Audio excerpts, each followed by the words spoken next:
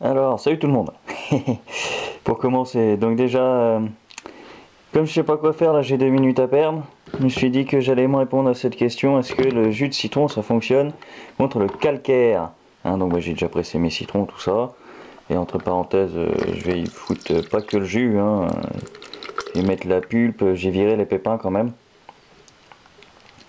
J'ai quand même viré les pépins, et hop là. Et on va bien voir. Alors pourquoi ce serait censé fonctionner? Parce que le calcaire est un minéral plutôt pas très assez poreux, ce qui fait sa friabilité.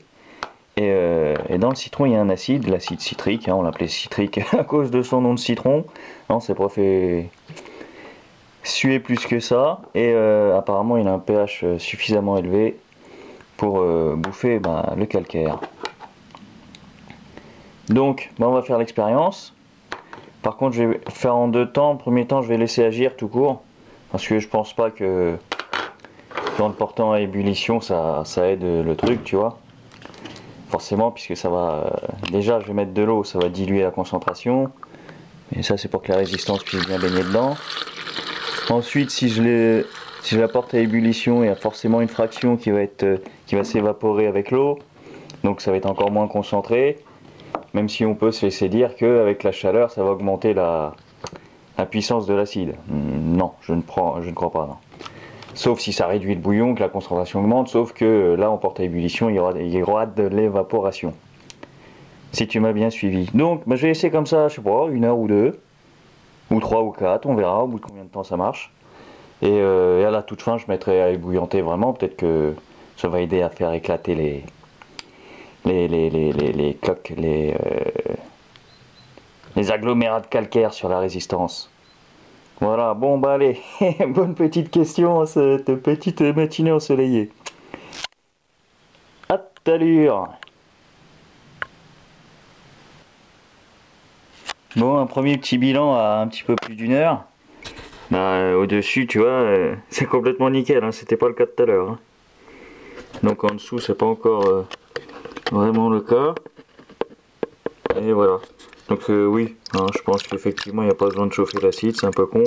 Un acide c'est acide, il n'y a pas besoin de lui apporter d'augmenter sa puissance acide par un quelconque procédé que ce soit. Voilà. Bien. Bon, tout à l'heure. Donc voilà.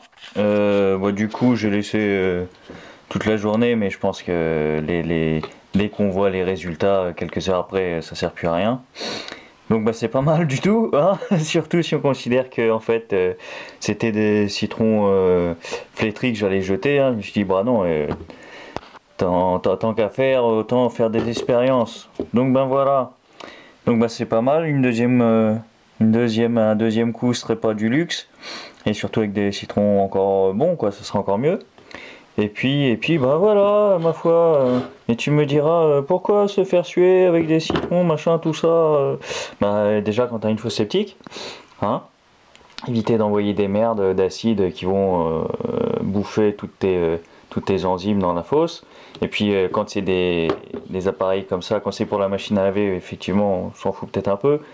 Mais quand c'est pour des appareils destinés à contenir des éléments qui vont être en contact avec des aliments, quand c'est pas une seule et même chose, peut-être c'est mieux d'avoir juste une odeur citronnée dans ton bol de soupe que le goût de l'acide chlorhydrique. Voilà.